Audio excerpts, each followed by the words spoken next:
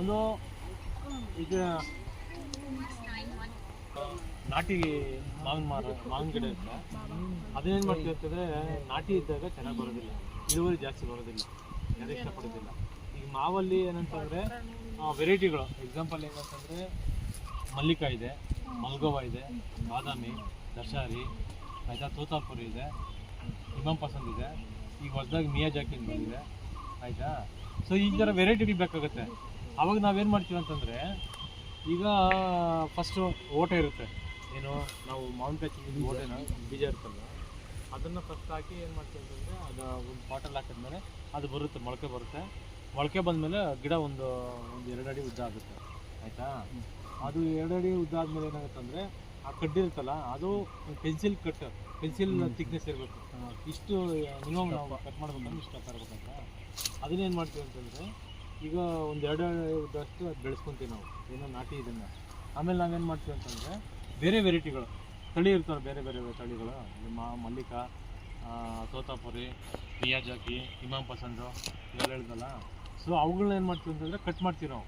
ಈಗ ಇದರಲ್ಲೂ ಕೂಡ ಈಗ ಇರ್ತಾವೆ ಅಂದ್ಕೊಳ್ಳಿ, ನಾವು ಇದನ್ನು ಅದರ ರೂಟ್ ಸ್ಟಾಕು ಮತ್ತು ಸಯನ್ ಅಂತೀವಿ. ರೂಟ್ ಸ್ಟಾಕ್ ಅಂತಂದರೆ ನೆಲದಲ್ಲಿ ಇರ್ತಕ್ಕಂಥದ್ದು ರೂಟ್ ಸ್ಟಾಕು.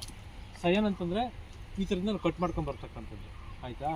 ನಾವು ಈ ಥರ ಮರಗಳು ಕಟ್ ಮಾಡ್ಕೊಬರ್ಬೇಕಂದ್ರೆ ಅದು ಮಿನಿಮಮ್ 15 ವರ್ಷ ಮೇಲ್ಪಟ್ಟಾಗಿರ್ಬೇಕು, ಆಯಿತಾ.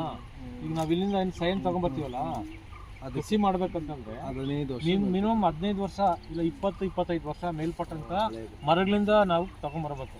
ಅದಕ್ಕೆ ಯಾಕಂದರೆ ವಯಸ್ಸಾಗಿರುತ್ತೆ, ಚೆನ್ನಾಗಿರುತ್ತೆ, ಇಳುವರಿ ಚೆನ್ನಾಗಿ ಬರುತ್ತೆ, ಏನೇ ತೊಂದರೆ ಬಂದರೂ ಕೂಡ ತಡ್ಕೊಳುತ್ತೆ, ಆಯಿತಾ. ಸೊ ಅದನ್ನು ನಾವು ತೊಗೊಂಬಂದು ಏನೋ ಮಾಡ್ಬೇಕಂತಂದರೆ, ಈಗ ನೋಡಿ, ಈಗ ಇದರಲ್ಲಿ ನೋಡಿ ಈ ಥರ ಪೆನ್ಸಿಲ್ ಥಿಕ್ನೆಸ್ ಇದೆಯಲ್ಲ, ಕಾಣಿಸ್ತಿದೆಯಲ್ಲ, ಇಲ್ಲಿ ಕಟ್ ಮಾಡ್ಕೊತೀವಿ.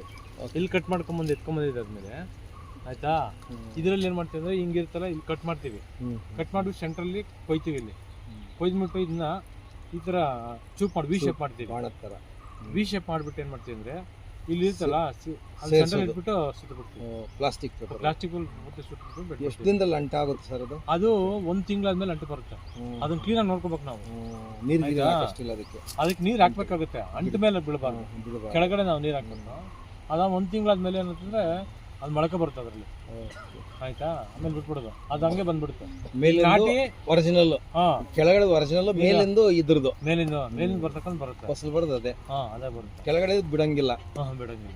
ನೋಡಿ ಇಲ್ಲಿ ಮಂಚಿಂಗ್ ಮಾಡಿದೆ ನೋಡಿ, ಎಷ್ಟು ಹೊಡೆದಿದೆ ನೋಡಿ. ಇಲ್ಲಿ ಹಂಗೇ ಬಿಟ್ರೆ ಒಂದೇ ಹೋಗ್ತಾ ಇರುತ್ತೆ, ಇಳುವರಿ ಸರಿಯಾಗಿ ಬರಲ್ಲ. ಇಲ್ಲಿ ನೋಡಿ 1, 2, 3 ಇದ್ರಲ್ಲಿ ಮತ್ತೆ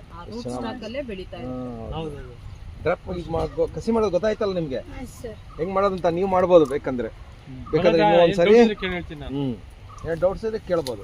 ನೀವು ಇದನ್ನ ಯಾವಾಗ ಮಾಡ್ಬೇಕಂತಂದ್ರೆ 9ನೇ ತಿಂಗಳು 10ನೇ ತಿಂಗಳು, ಸೆಪ್ಟೆಂಬರ್ ಅಕ್ಟೋಬರ್ ತಿಂಗಳಲ್ಲಿ